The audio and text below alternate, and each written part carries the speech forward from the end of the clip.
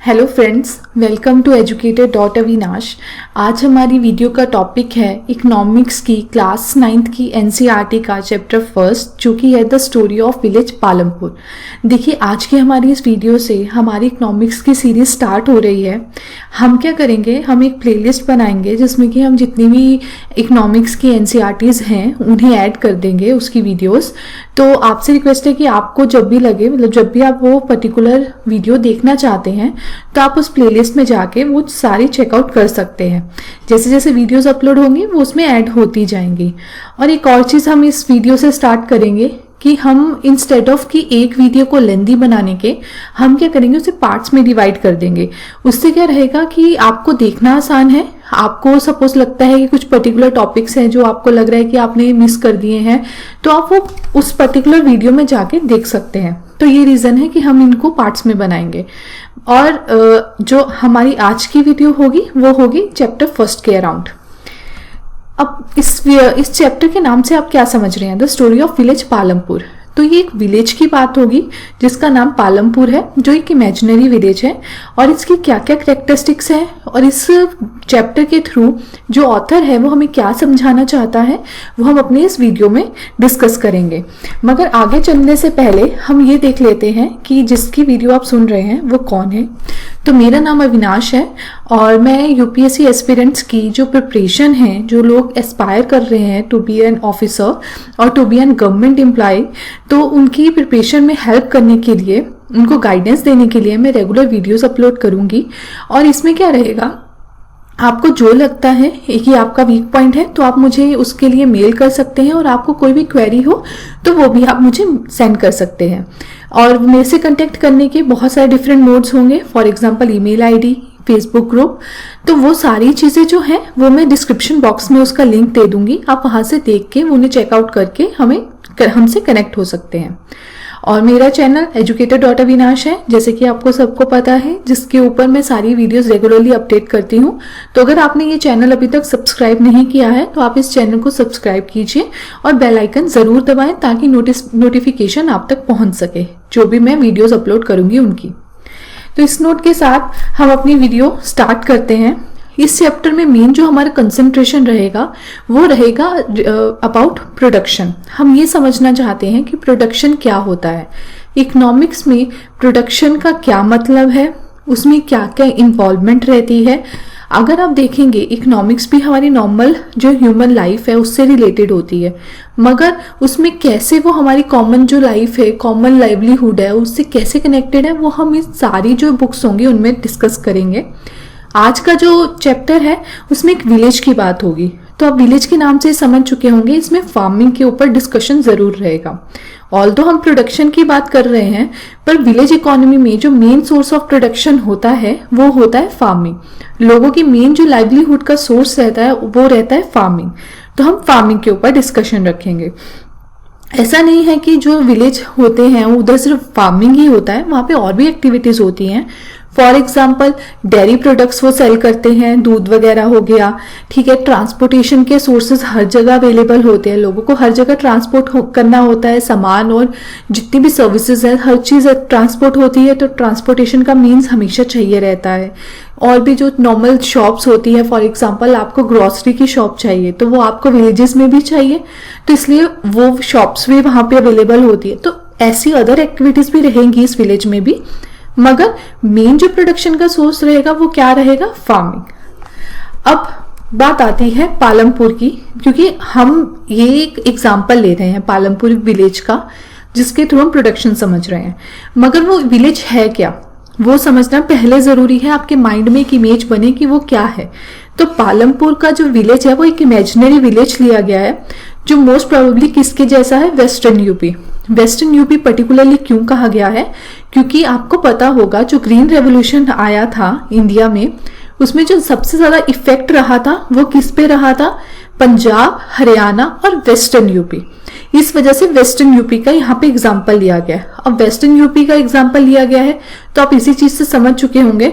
देखिए, इसमें green revolution की बात है और दूसरी चीज क्या है कि पालमपुर की जो इकोनॉमी है वो डेवलप है, क्योंकि आपको पता है ग्रीन रेवोल्यूशन से फार्मर्स को हेल्प मिली थी, वो एफ्लुएंट हुए थे और वो एफ्लुएंसी के कारण जो उनकी नेगोशिएशन पावर थी, जो उनकी डिमांड्स थी, वो सब चीज इंक्रीज हुई।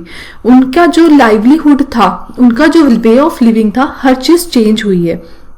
उसके कारण जो पालमपुर है वो समवट जो न्यू एक विलेज है उस फॉर्म में एग्जिस्ट करेगा, क्योंकि वहां पे ऐसा नहीं रहेगा कि कच्चे सड़कें होंगी, वहां पे ट्रांसपोर्टेशन के कोई सोर्स नहीं, ऐसा नहीं है। वहां पे ट्रांसपोर्टेशन भी अच्छा रहेगा, जैसे मैंने बोला वहां पे डिफरेंट सोर्सेज ऑफ ट्रांसपोर्टेशन रहेंगे, और वहां पे और भी बहुत सारी चीजें हैं जो मॉडर्न इकोनॉमी, मॉडर्न विलेज के हिसाब से होगी। तो पहली बात ये अपने माइंड में क्लियर कीजिए।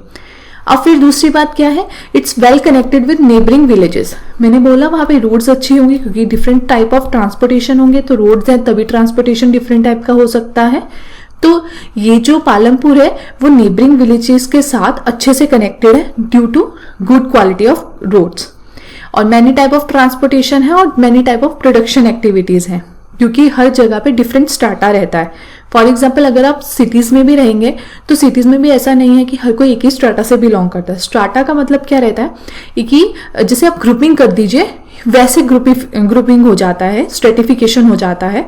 उसमें हम लगते हैं कि फॉर एग्जांपल कि ये पर्टिकुलर ग्रुप जो है इसकी इकोनॉमी, इसकी इकोनॉमिक जो पावर है या इसकी जो इकोनॉमिक स्ट्रेंथ है वो इतनी है, उस हिसाब से स्ट्रेटिफिकेशन हो जाता है। या और भी बहुत सारे मोड्स हो सकते हैं जिसके हिसाब से आप स्ट्रेटिफिकेशन कर सकते हैं। आप ये समझ लीजिए कि स्ट्रेटा का मतलब ये है कि डिफरेंट टाइप ऑफ पीपल रहेंगे जिनकी की जो इकोनॉमिक वेल्थ है वो डिफरेंट होगी। जैसे कुछ अमीर होंगे, कुछ मिडिल में होंगे, कुछ लोअर में होंगे, तो वो सारी चीजें आ जाती हैं। अब हर जगह पे डिफरेंट स्ट्राटा के लोग रहते हैं, तो इस वजह से क्या रहता है वहां पे different type of production activities रहती हैं। अब डिफरेंट स्ट्राटा के लोग हैं तो उनकी इकोनॉमिक वेल्थ अलग अलग है, तो इस वजह से किसी के घर पक्का होगा that means made of bricks, और किसी का कच्चा होगा that means made of straws. वहां पे मैंने आपको बोला कि ये जो पालमपुर है यहाँ पे ये वेस्टर्न यूपी का एक एफ्लुएंट विलेज की तरह से है, तो इस वजह से क्या रहेगा कि वहां पे जो बेसिक चीजें हैं जो कि आप बोल सकते हैं कि अगर कोई पुराना विलेज हो तो वहां पे नहीं मिलेंगी, तो बेसिक जो चीजें हैं जैसे primary health centre, primary school, high school, वो सारी चीजें प्रेजेंट है क्योंकि वहां पे लोग एफ्लुएंट हैं। फिर एक बहुत इंपॉर्टेंट कंसेप्ट आता है जो कि आपकी नॉलेज के लिए बहुत जरूरी है, जो कि आपको थ्रू आउट इकोनॉमी हेल्प करेगा, तो वो क्या है, फैक्टर ऑफ प्रोडक्शन। हम प्रोडक्शन की बात कर रहे हैं, तो प्रोडक्शन में कौन से फैक्टर्स हैं जो जरूरी हैं और जो प्रोडक्शन को आप बोल सकते हैं कि जो प्रोडक्शन में हेल्प करते हैं, वो होते हैं फैक्टर ऑफ प्रोडक्शन। ये बहुत इंपॉर्टेंट है। तो हमारे पास mainly 4 type of factor of production होते हैं। और फर्स्ट क्या है, लैंड। कोई भी चीज है, चाहे फार्मिंग है, चाहे कोई और भी एक्टिविटी है, प्रोडक्शन एक्टिविटी, उसके लिए आपको सबसे पहले लैंड की जरूरत पड़ती है। अब जो लैंड है उस लैंड को आप बहुत ज्यादा नैरो डाउन मत कीजिएगा। लैंड से सिर्फ जमीन का मतलब नहीं है। लैंड क्या है, एक नेचुरल रिसोर्स है, तो और भी जितने भी नेचुरल रिसोर्सेज की प्रोडक्शन में जरूरत होती है, जैसे वाटर, मिनरल वगैरह, जो भी चीजें होती है जो नेचुरल सोर्सेज हैं, तो वो सारे लैंड के अंदर आ जाएंगे। फर्स्ट फैक्टर ऑफ प्रोडक्शन ये हो गया। सेकंड क्या है, लेबर। लेबर देखिए, सबसे पहले आपको प्रोडक्शन, हम एक एग्रीकल्चर इकोनॉमी का या फार्मिंग का एग्जांपल लेते हैं। सबसे पहले आपको फार्मिंग के लिए लैंड चाहिए, फिर आपको उस लैंड के ऊपर काम करने के लिए लेबर चाहिए। आप इस तरह से लीजिए। लेबर में क्या रहेगा, लेबर स्किल्ड भी हो सकती है, अनस्किल्ड भी हो सकती है। अगर हम फार्मिंग की ही बात करें तो ऐसा नहीं है फार्मिंग में हमें अनस्किल्ड लेबर ही चाहिए, हमें स्किल्ड भी चाहिए। आपके पास स्किल्ड लेबर होगी तो आपको पता होगा कि कितनी क्वांटिटी में यूरिया डालना है, पोटेशियम डालना है। अगर आपकी अनस्किल्ड लेबर होगी तो उसे कुछ नहीं पता होगा कि क्या करना है, वो रैंडमली कुछ भी अपना करना स्टार्ट कर देते हैं, मतलब वो पर्टिकुलर प्रोपोर्शन नहीं रखते हैं। तो ये कारण है कि हमें स्किल्ड लेबर की जरूरत है इवन फार्मिंग में भी। तो सेकंड हो गया लेबर। थर्ड क्या है, कैपिटल। कैपिटल की जरूरत जरूर है। अब कैपिटल का मतलब यहाँ पे मनी नहीं है, कैपिटल डिफरेंट फॉर्म्स में होती है। जैसे कि यहाँ पे 2 फॉर्म्स लिखी है, आप उससे ही समझ जाएंगे इजीली। एक ही कैपिटल 2 टाइप की हो सकती है, fixed capital, working capital. Fixed capital का क्या मतलब होता है कि वो कैपिटल, वो रिसोर्सेज जो कि जब आप प्रोडक्शन कर रहे हैं उसमें लंबे टाइम तक चलते हैं। फॉर एग्जाम्पल मशीन्स वगैरह, ऐसा नहीं है कि वो खत्म नहीं होती, खत्म होती है, वियर एंड टीयर हर चीज में होता है, मगर वो फिर भी मतलब आप बोल सकते हैं कि हाँ वो थोड़ा लंबा चलती हैं। फिर सेकेंड होती है वर्किंग कैपिटल, जो कि एकदम से कंज्यूम हो जाती है ड्यूरिंग प्रोडक्शन, जैसे कि रॉ मटेरियल को कंज्यूम करके ही तो आप फाइनल प्रोडक्ट बना रहे हैं। तो जब वो फाइनल प्रोडक्ट बन रहा है तो रॉ मटेरियल की एग्जिस्टेंस तो खत्म हो रही है, दैट मीन्स वो कंज्यूम हो जा रहा है। सेकेंड क्या है, मनी। मैंने आपको तभी बोला कि कैपिटल का मतलब सिर्फ मनी नहीं होता, कैपिटल का मतलब बहुत सारे डिफरेंट रिसोर्सेज होते हैं जिनकी आपको जरूरत होती है। तो ये हो गया फिजिकल कैपिटल की बात। फिर फोर्थ चीज जो आपको चाहिए वो है ह्यूमन कैपिटल। आपके पास लैंड है, लेबर है, फिजिकल कैपिटल है, ये सब चीज यूजलेस है अगर आपके पास ह्यूमन कैपिटल नहीं है। तो आपको ह्यूमन कैपिटल की बहुत जरूरत रहती है। ह्यूमन कैपिटल का मतलब क्या है, ह्यूमन विद रिक्वायर्ड स्किल, कि जैसे मुझे अगर जरूरत है कि मुझे पर्टिकुलर पर्सन बिठाना है, जो कि एक जॉब है मेरे पास जिसमें कि मुझे पर्टिकुलर पर्सन चाहिए जो मेरी वीडियोस बना सके या वीडियोस एडिट कर सके, तो वो रिक्वायर्ड स्किल सेट का पर्सन मुझे अगर मिलता है तो वो मेरे लिए ह्यूमन कैपिटल है। और अगर वो नहीं मिलता है दैट मीन्स वो मेरे लिए ह्यूमन कैपिटल नहीं है, और ह्यूमन कैपिटल के बिना मेरा एफर्ट बहुत ज़्यादा बढ़ जाएगा। तो इसलिए ह्यूमन कैपिटल की ज़रूरत हमें रहती है। तो ये है 4 फैक्टर ऑफ प्रोडक्शन जो आपको ज़रूर याद रखने हैं, जो कि आपको थ्रू आउट इकोनॉमी हेल्प करेंगे। हर कंसेप्ट को समझने के लिए ये फैक्टर ऑफ प्रोडक्शन आपको ज़रूर पता होना चाहिए। फर्स्ट क्या है, land, second labour, third capital and fourth human capital. I think it's damn clear कि ये 4 फैक्टर ऑफ प्रोडक्शन क्या है। अब ये कंसेप्ट डिस्कस करने के बाद हम चलते हैं अपने जो बुक में जो हमारा मेन टॉपिक है विलेज के बारे में। उसमें क्या है, मैंने आपको पहले ही बोला कि जो पालमपुर है वो एक तरह से फार्मिंग इकोनॉमी है, वहाँ पे फार्मिंग जो है वो मेन एक्टिविटी है, तो इसलिए हमें वहाँ की फार्मिंग को समझना सबसे इम्पॉर्टेंट है। और देखिए जो हमारा ऑथर है इस चैप्टर का वो भी हमें यही समझाना चाहता है कि फार्मिंग होती क्या है। और अगर आप पर्टिकुलर इंडिया की बात करें तो इंडिया को एक नेशनल लेवल पे दिखाने के लिए उन्होंने एक विलेज का एग्जाम्पल लिया है। ये जो विलेज है वो समवट सेम है जैसा कि हमारा इंडिया है, मतलब इंडिया की कंडीशंस और पालमपुर की कंडीशंस को ऑथर ने काफी हद तक रिलेट करने की कोशिश की है। तो फार्मिंग की बात करें तो इसमें जो भी आप चीजें देखेंगे ना, जो भी इश्यूज देखेंगे वो सारे इंडिया लेवल पे हैं, मतलब नेशनल लेवल पे, ऐसा नहीं है वो पर्टिकुलर विलेज के ऊपर ही है।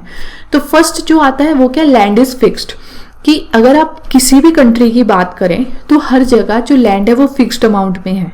ऐसा नहीं है कि आपके पास मतलब एक पर्टिकुलर कंट्री है उसका लैंड आज 35 स्क्वायर किलोमीटर है, मैं एक बहुत रैंडम चीज बोली है, तो अगर वो 35 है तो ऐसा नहीं है वो कल को 36 हो जाएगा, वो 35 रहेगा जब तक कि वो किसी की टेरिटरी को ऑक्युपाई नहीं करते हैं। ये अलग सर्कमस्टांसेस होता है जो कि नॉर्मली नहीं कोई भी करना चाहता, मगर अगर आप नॉर्मल सिनेरियो लेंगे तो पर्टिकुलर एरिया ही रहता है हर कंट्री का, इस वजह से लैंड जो है वो फिक्स्ड है। वही यहाँ लिखा है, as is the case of India is in Palampur 75% of people are dependent on farming. Although इतना तो नहीं है इंडिया लेवल पे, मगर हाँ इंडिया में आज भी मैक्सिमम जो मेजोरिटी जो है लोगों की वो एग्रीकल्चर ड्रिवन है, मतलब एग्रीकल्चर पे डिपेंडेंट है, मगर लैंड तो फिक्स्ड है। अब ऐसा नहीं है कि लैंड इतने सारे लोगों को अकोमोडेट कर सकता है एम्प्लॉयमेंट पर्पज से, तो इस वजह से क्या रह रहा है, डिस्गाइज्ड अनएम्प्लॉयमेंट इंडिया के केस में एग्जिस्ट करती है। डिस्गाइज्ड अनएम्प्लॉयमेंट का क्या मतलब है, छुपी हुई बेरोजगारी। होगा क्या, एक फार्म है वहां पे 2 लोगों की जरूरत है, मुझे लगता है कि मैं घर में फ्री हूँ, या सपोज घर में कोई और बच्चे हैं, इंसान कहते हैं वैसे भी तो तुम फ्री बैठे हो, आ जाओ थोड़ा बहुत वहां पे फार्म में मेरे साथ हेल्प करवा दो, तो सब लोग चले जाते हैं, उनकी फार्मिंग में हेल्प करवा देते हैं। उनकी जरूरत नहीं थी, वो सिर्फ अपना बर्डन कम करने के लिए उन्हें ले गए हैं। देखने वाले को लग रहा है कि वो एम्प्लॉयड है क्योंकि वो काम कर रहे हैं, पर एक्चुअल में वो काम नहीं कर रहे हैं, वो तो एक तरह से आप बोल लीजिए टाइम पास टाइप चीज हो गई ना, मतलब उसमें कुछ भी नहीं है, उनकी एम्प्लॉयमेंट नहीं है वो, मगर लोगों को लग रहा है एम्प्लॉयमेंट है, इसलिए इसे छुपी हुई बेरोजगारी डिस्गाइज्ड अनएम्प्लॉयमेंट बोलते हैं, जो कि इंडियन फार्मिंग के केस में बहुत ज्यादा रहती है। ये हो गया फर्स्ट इशू। उसके बाद सेकेंड क्या है, फर्स्ट इशू भी बोल सकते हैं, फर्स्ट कैरेक्टरिस्टिक भी बोल सकते हैं पालमपुर में जो फार्मिंग होती है उसकी। सेकेंड क्या है characteristic, growing more than 1 crop from same land. अब क्या रहेगा, लैंड तो वही बात आ गई, एक पर्टिकुलर क्वांटिटी में एग्जिस्ट करता है। अब वो लैंड से मैक्सिमम प्रोडक्टिविटी कैसे ली जाए, वो कैसे होगा? तो वो क्या है कि आप एक ही लैंड में बहुत सारी डिफरेंट जो फसल है, क्रॉप्स है, वो यील्ड करो। अब क्या मतलब है, अब जैसे पालमपुर के केस में हो रहा है, वो क्या कर रहे हैं, रेनी सीजन में बाजरा और ज्वार जो है उसकी खेती होती है, फिर अक्टूबर से दिसंबर के बीच में पोटैटोज होते हैं, फिर विंटर में वीट हो जाता है और कुछ पार्ट में शुगर केन भी लगाया जाता है। तो क्या है, मल्टीपल क्रॉपिंग हो रही है।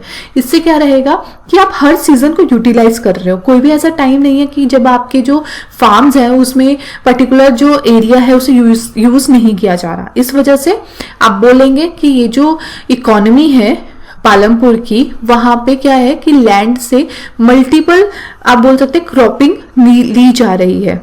और वो क्यों हो रहा है? Just because of proper irrigation facilities. अगर वहां पे प्रॉपर इरिगेशन फैसिलिटी नहीं रहती तो आपको क्या लगता है कि आप इतनी सारी फसल कर सकते हैं? अगर आपकी जो पूरी फार्मिंग है वो रेन फेड है, मतलब रेन पे डिपेंडेंट है, तो रेन तो पर्टिकुलर सीजन में रहेगी, बाकी टाइम में आप क्या करेंगे? तो इस वजह से इरिगेशन फैसिलिटी अच्छी होना बहुत जरूरी रहता है, और जो कि पालमपुर के केस में है। पालमपुर में क्यों है? क्योंकि मैंने पहले बोला वो वेस्टर्न यूपी का एग्जांपल लिया गया है, वेस्टर्न यूपी का एक विलेज सोचा गया है, और वेस्टर्न यूपी, पंजाब, हरियाणा में इरिगेशन फैसिलिटीज बहुत अच्छी रही हैं। क्यों? क्योंकि वहां पे ग्रीन रेवोल्यूशन का बहुत ज्यादा अच्छा इफेक्ट रहा है। यहाँ पे वही लिखा है कि जो पालमपुर है वहां पे मल्टीपल क्रॉपिंग इसलिए हो रहा है क्योंकि वहां पे प्रॉपर इलेक्ट्रिसिटी मिल रही है और प्रॉपर इरिगेशन फैसिलिटी है। Even after governments effort 55% farming is rain fade. एक गवर्नमेंट हमारी बहुत एफर्ट्स करती है इरिगेशन को लेके, बहुत अवेयरनेस भी दी जाती है, जैसे कि स्प्रिंकलर जो है मेथड वो यूज किया जाए। ये क्या है चीजें, ये आपको मैं अगली वीडियोस में भी बताऊंगी, और अगर आप चाहें तो आप प्लीज इसे चेकआउट जरूर कीजिएगा, different type of irrigation, because ये भी एक इंपॉर्टेंट टॉपिक रहता है इरिगेशन को लेके। तो जो इरिगेशन है उसकी प्रॉपरनेस ना होने के कारण, अवेलेबिलिटी ना होने के कारण सबके पास जो हम मैक्सिमम आउटपुट ले सकते हैं लैंड से वो नहीं ले पाते हैं। जो हमारी यील्ड है वो काफी कम रहती है, इंस्टेड ऑफ कि हमारे पास इतना लैंड है जो कल्टीवेशन के अंदर है। फिर बात आती है कि इसका क्या वे फॉरवर्ड है, क्या किया जा सकता है। तो सबसे पहले मल्टीपल क्रॉपिंग। मल्टीपल क्रॉपिंग का क्या मतलब है कि पर्टिकुलर एरिया में, पर्टिकुलर लैंड में, फार्म में आप एक क्रॉप की जगह मल्टीपल क्रॉप्स लगा दो। जैसे कि अब मुझे नहीं पता कि वो एग्जिस्ट करता है नहीं करता, बट जितना मुझे पता है कि ऐसा होता है, एक ही पॉपुलर के पेड़ लगा दिए जाते हैं आसपास और अंदर क्रॉपिंग होती है। नॉर्मल जो आपको जो भी सब्जी वगैरह जो भी उगानी है, उससे क्या रहता है वो पॉपुलर के जो पेड़ है उसे भी बेच के वहां से भी इकोनॉमिक गेन लेते हैं, और जो क्रॉप है उसे तो वो सेल करते ही करते हैं। तो मल्टीपल क्रॉपिंग का ये फायदा। और दूसरा क्या रहता है, अगर सपोज इन केस वो एक पर्टिकुलर क्रॉप आपकी फेल कर गई तो सेकंड एक तरह से बैकअप का काम करेगी, आप उसको सेल करके एटलीस्ट कुछ ना कुछ तो गेन कर पाएंगे। ये हुआ फर्स्ट वे फॉरवर्ड। सेकंड क्या है, हाई यील्डिंग वैरायटी सीड। अब ये जो हाई यील्डिंग वैरायटी सीड है, इसके नाम से आप क्या समझ रहे हैं, जिससे कि हाई यील्ड मिलता है, जो यील्डिंग पावर है वो बढ़ जाती है। और ये कब इंट्रोड्यूस हुए थे, ग्रीन रेवोल्यूशन में। इसमें क्या रहता है, जो हाई यील्डिंग वैरायटी सीड है इसमें आपको proper irrigation facility, chemical fertilisers, pesticides की सारी चीजों की जरूरत रहती है।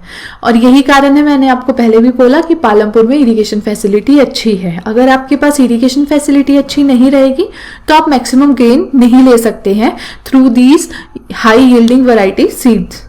और ये जो हाई यील्डिंग वैरायटी सीड है, मैंने पहले भी बताया, ये पंजाब, हरियाणा, वेस्टर्न यूपी में ही इंट्रोड्यूस किया गया था ज्यादा अच्छे से।